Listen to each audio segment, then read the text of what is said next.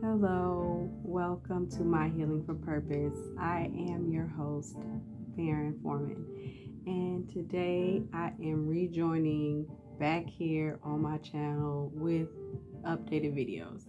So, thank you for everyone who has been patiently waiting for me to return, and to anyone new who's watching my videos. I appreciate you. Just go ahead and like and subscribe. And today I just wanted to hop on here and talk to you guys about boundaries. But before I want to start, I wanted to say my healing for purpose is a part of your purpose, and I want you to be better. Okay, so boundaries. The Lord put it on my heart today. Um, Coming back on. I don't know what it is about boundaries. I don't know why. It just came to my mind. He put it there. So obviously someone needs to hear about boundaries. And I believe that this is the ultimate starting point for your self-love and healing journey. Okay, so if you see me looking down, you guys, I do have notes here, and just bear with me. I know it's been a while since I've been on, and this is the journey that I am on. So hopefully throughout more videos things will get a little bit more improved. But without further ado, I want to talk to you all about why having boundaries is important. And to start with this, the Lord put it on my heart and my spirit to open up in the book of Daniel chapter 3, when it was Shadrach, Meshach, and Abednego that was in the fiery furnace. And they told King Nebuchadnezzar that they were not going to bow down and worship this golden image that he had built. And King Nebuchadnezzar, he was really upset about it. Forgive my lighting, everyone, it's on automatic. But he told Shadrach, Meshach, and Abednego that they were going to get cast into the furnace because they didn't bow down and worship the golden image when they heard the harps and the music playing. And they stood firm. They set up a boundary, right? They said, no, we will not do that. In fact, in um, verse 17, it says, if it be so, our God, whom we serve, is able to deliver us from the burning fiery furnace, and he will deliver us out of thine hand, O king. But if not, be it known unto thee, O king, that we will not serve thy gods, nor worship the golden image which thou hast set up. Okay? So at that moment, they said, we're not doing that. Period. Right? This is why having boundaries is important. You need to know and be able to convey your rules, what you are willing and what you will not do. So it prevents you. It prevents you from falling into certain patterns that you have been trained and taught to do. These boundaries that you lack at times, when you don't feel like you can stand up for yourself, like when you don't have the words, when you give in to the people pleasing, is because you don't have boundaries. I'm speaking from experience. I have been through these things, and that's why I am here to come and be able to verbalize and sympathize and empathize with you guys on this level, because this is part of my journey as well, that I've had to put up boundaries in my families, in my relationships, and for my own self. So the ability of decision making as well plays a role into this.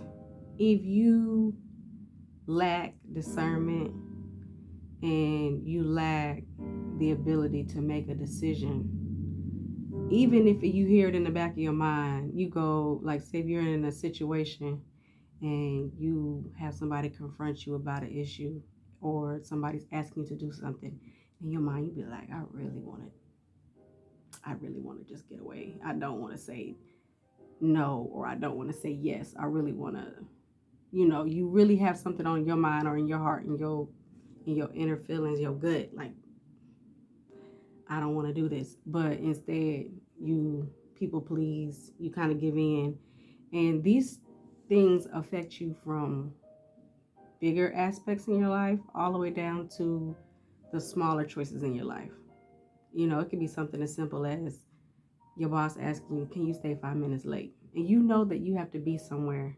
Or it could be something as small as compromising when it comes to making sure that you stay on track with your eating habits. If you compromise and you have one too many cookies, it could be something small. It could be something big. Even if you have children, if your child is asking mom, dad, oh, I want this, or can this, and you know that it's not a good idea, or you have your own reasons, or you have your own experiences for why you don't want to let those things happen, around your child or certain people around, but you compromise those, you lack boundaries. So it pours into your whole life overall, work, family, relationship, even for your own self. So having boundaries is really important. Um, with the people pleasing and it being manipulative, once people realize that you lack boundaries, they realize they can easily manipulate you now. Yeah, and it starts with something small, so small, like with your supervisor saying, like, if you feel like your job is taking advantage of you because they know that, can you stay extra 5 minutes late? Can you stay extra 10 minutes late? We have these reports to do, or whatever it is that they ask you to do. And then you say yes, and you say yes, and you say yes. Now they get used to this, where they know that they can keep coming and asking you, and you're gonna say yes. It becomes like you are being taken advantage of, because they know that you're gonna say yes. You're gonna be that person that stays late, and you just may really legitimately be a hard worker. You are that person, and generally people who get taken advantage of, just to point that out, like, we are those people that's like, we're gonna hold it down. We're going to be there. We're that foundation. We are that block. We are that person that's like, we're gonna hold tight. We're very loyal people, and unfortunately, the world, they take advantage of people like that, of us. So, um, my next point that I want to make, after having terrible boundaries and taking on more and staying out later than desired. So even in my younger years, like when I was 18, 19, 20, 21, I would want to, I'm the person that likes to get into bed early. I love to be in the bed 10 o'clock, 10:30, whatever. But because my friends are out, they want to stay out, they want to go here, they want to go to IHOP afterwards, they want to go to Waffle House, and I'm in there struggling to keep an eye open, because I would have been in the bed 9:30, 10 o'clock. So you making sacrifices and you're harming yourself when you don't have healthy boundaries in place. Um, you disregard your self-care. So you know that staying out later means you're gonna wake up later in the morning, and you're gonna skip brushing your teeth, or you're gonna skip washing your face, you're gonna skip your shower routine, you're gonna miss out on a step here or there. These are the things that you're compromising your own self-care, because you are out pleasing other people, and you are giving into their needs and their wants, and it's taking from you and your own needs and wants. You don't prioritize yourself because you prioritize everyone else and their wants and needs. You're pleasing them, okay? And you begin to lose yourself. It starts something so small and it's so gradual, and it's just something that's like, oh, just one time. 3 days later, it's just this one little thing. 3 weeks later, it's another little thing. It begins to chip away and eat away more and more at you. And even if it's not the same person or the same people, it's still like you find yourself in this circle, just going, I'm always the one giving. I'm always the one. I'm always the one. I found myself saying that so many times in situations where I'm like, it'll build up to a point where I get overwhelmed and exhausted, because I felt like that. I'm like, I'm always giving, I'm always giving, I'm always giving, I'm always giving. And nobody is pouring into me when I'm laying down hurt and crying and I need a person.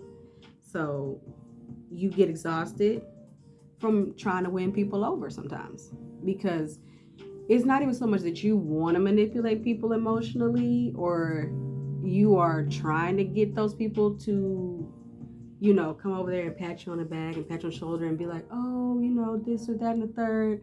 But it's the fact that you do for those people and you get nothing in return. And not that you're expecting it, but it's the fact that when it is a downtime for you, it's like a question mark. Where are these people who I've invested my time and my effort and my energy into?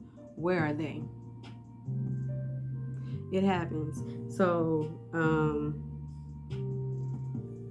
another thing is that you absorb the roles in other people's lives. I'm going to say that one more time because I have to. You absorb other people's roles in other people's lives. I have a close family member, and she definitely is the prime example of that. She steps in almost as the mother figure.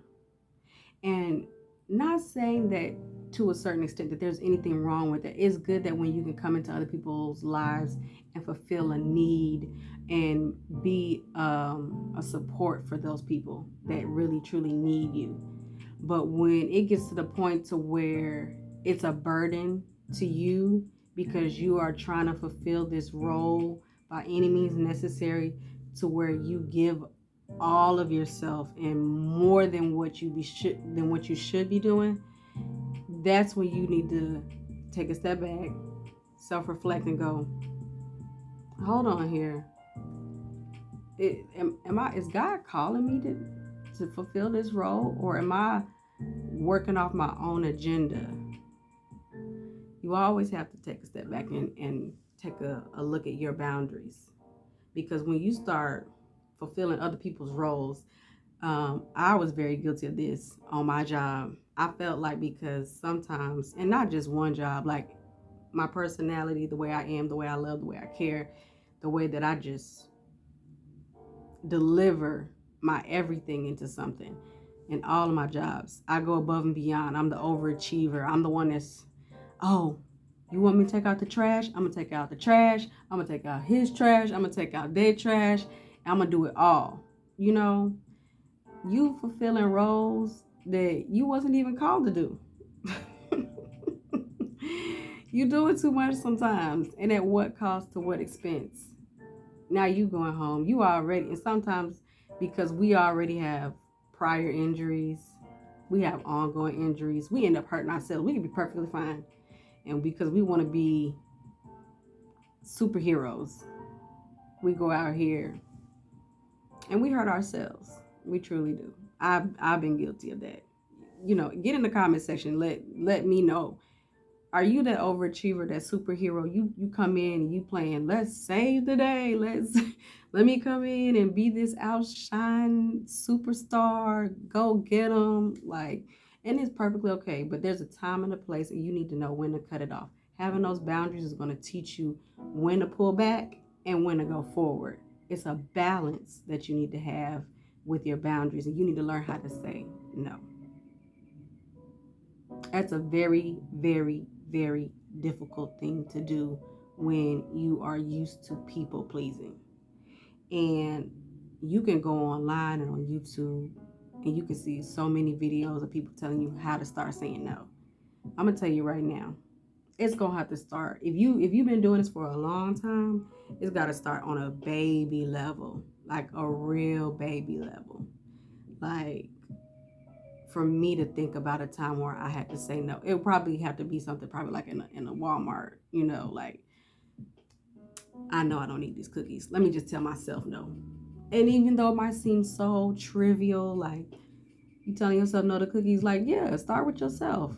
Start with you. Because I know telling mom or dad or sister or brother or cousin, these people in your life who's, really putting that pressure on you or trying to maybe make you feel guilt in your mind about saying no, it's probably not going to start there. That might be too big of a piece of the puzzle, But you definitely want to develop your boundary in your self-love life to a level of like how Daniel in the book of Daniel with Shadrach, Meshach, and Abednego, where you can tell the king, no, I'm not worshiping your golden image.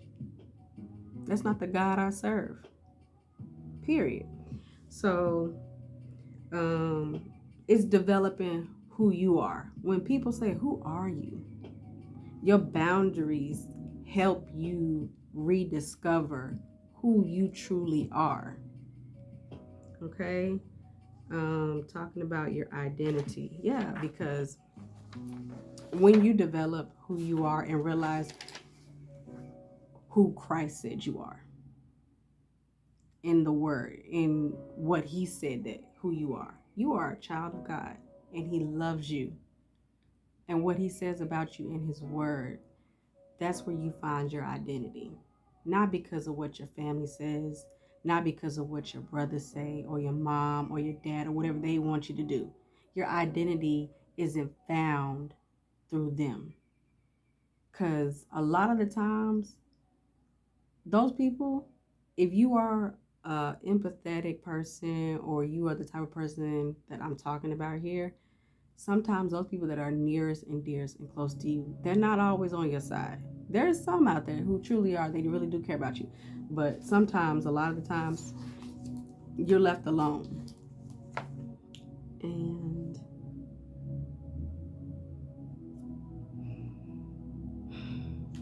another thing is that if people don't respect your boundaries, they don't respect you. If people don't respect your boundaries, they do not respect you.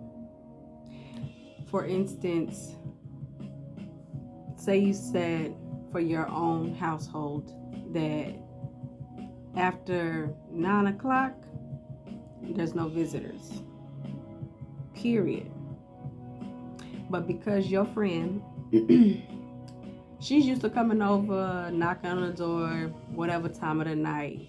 And most of the time you might even feel like it's cool, but it's just those times where, you open up the door and you don't even feel like you in the mood, and you wish that you could just kind of push that person away or tell them no.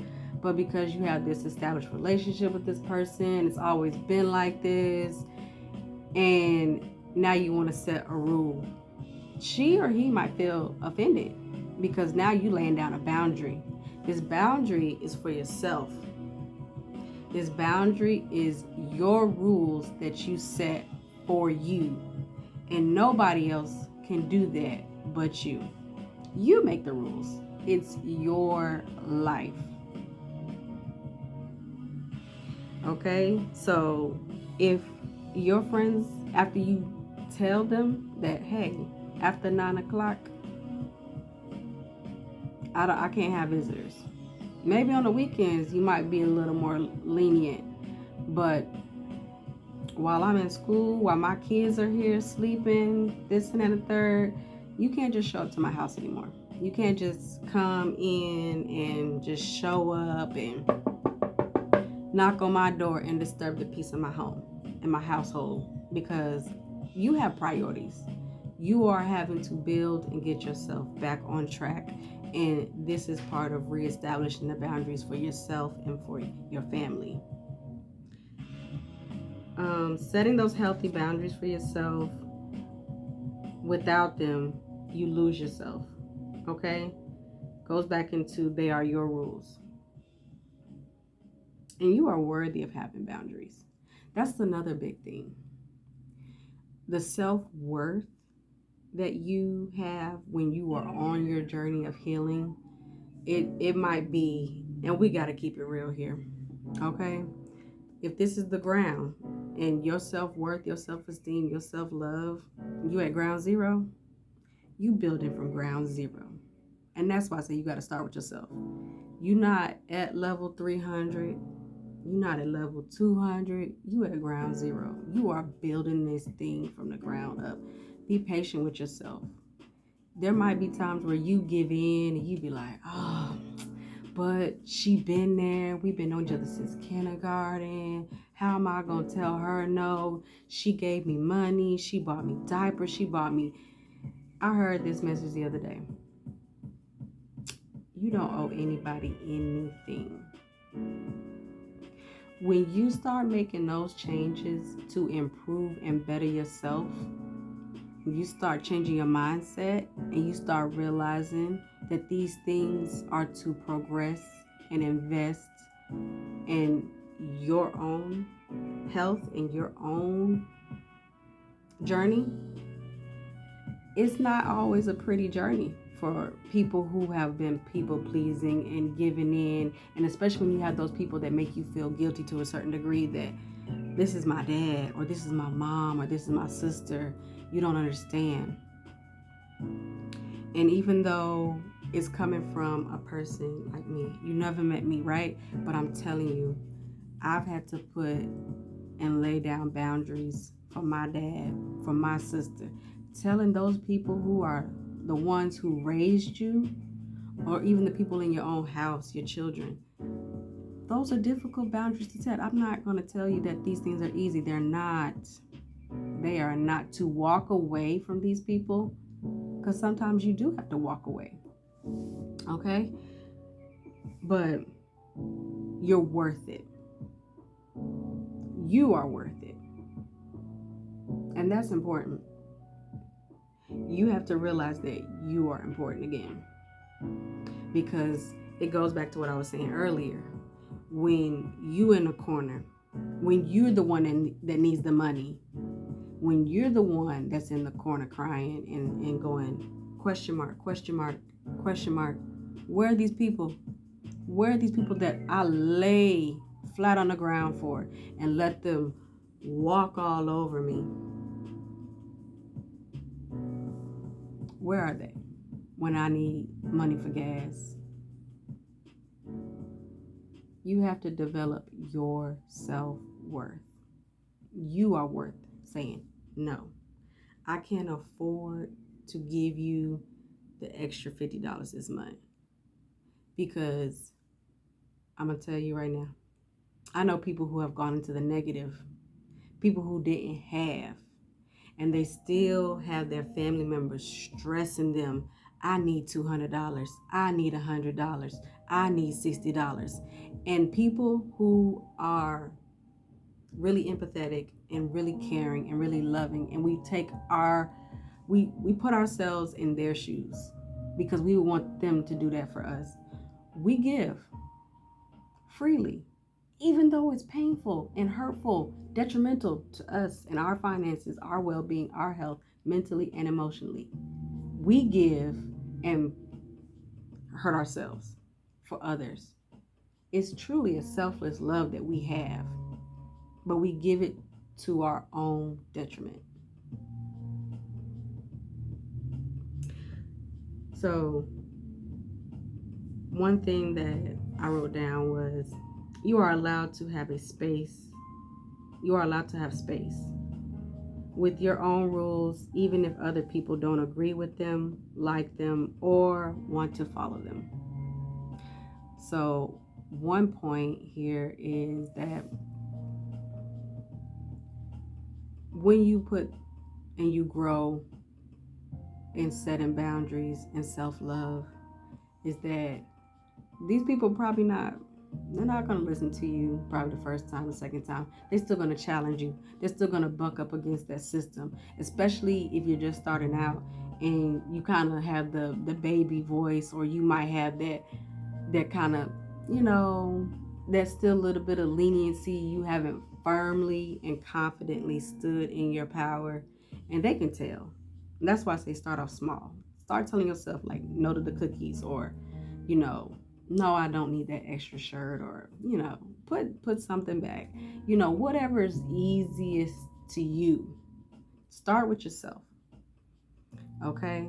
But when it comes to other people, they're going to still push up against you. They're going to still try you. They're going to be like, oh, so-and-so, she always let me do this. She's just saying that now, but I know she'll give in. And you've probably done it before.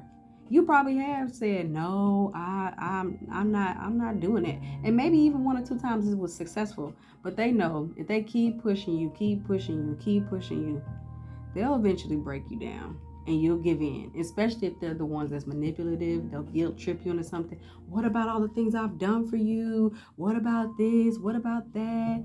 And then you start thinking about it. Or even if they don't say anything, right?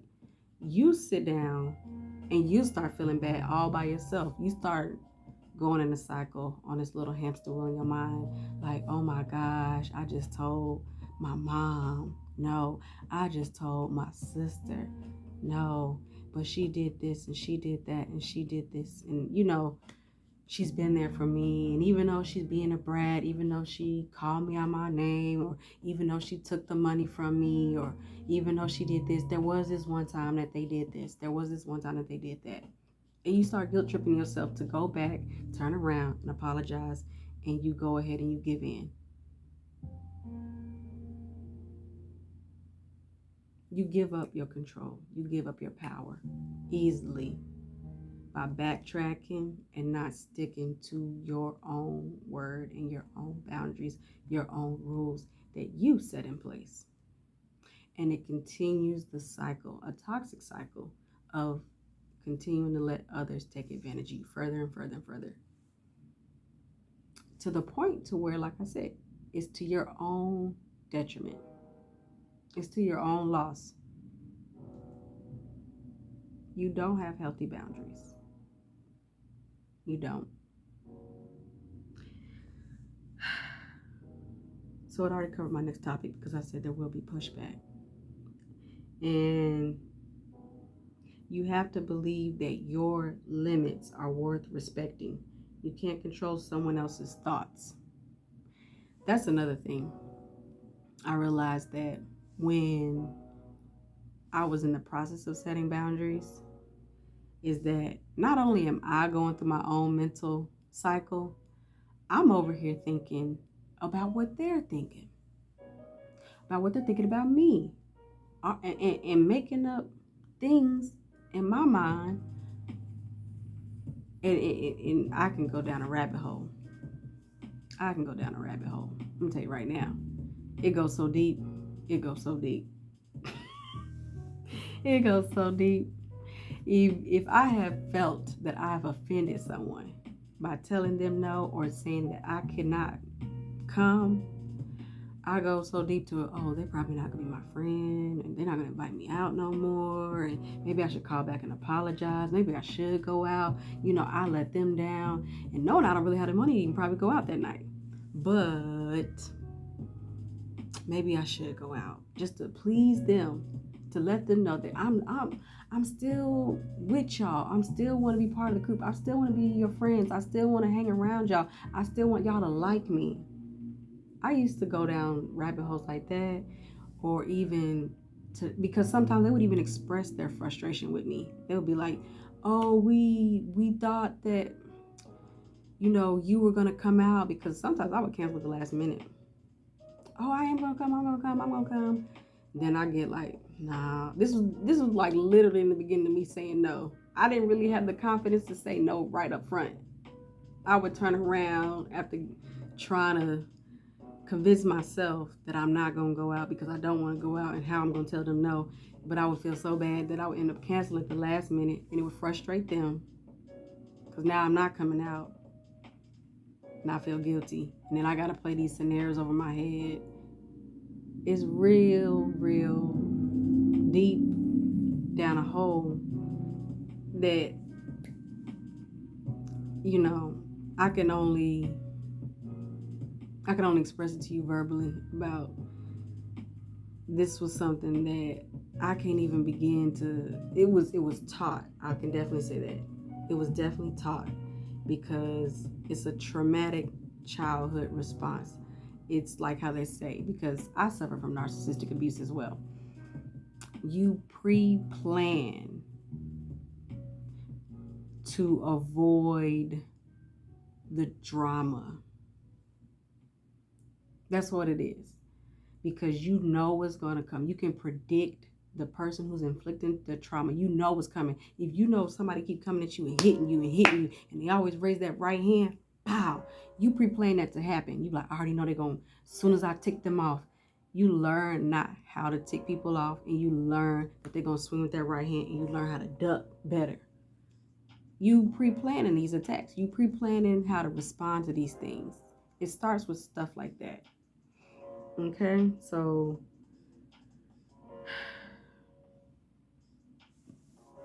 you cannot make people care and respect your boundaries. Just like in the story with Nebuchadnezzar, they weren't trying to convince Nebuchadnezzar of what he was doing was wrong. They just simply said, we're not doing it. Period. And that's the type of boundaries that I want you to build for yourself, to get to a point from ground zero to a point of boom, boom, boom, boom. I'm not doing it. Whether you like it or whether you don't like it, I'm not bowing down. Until next time, you guys, my healing for purpose is a part of your purpose, and I want you to get better.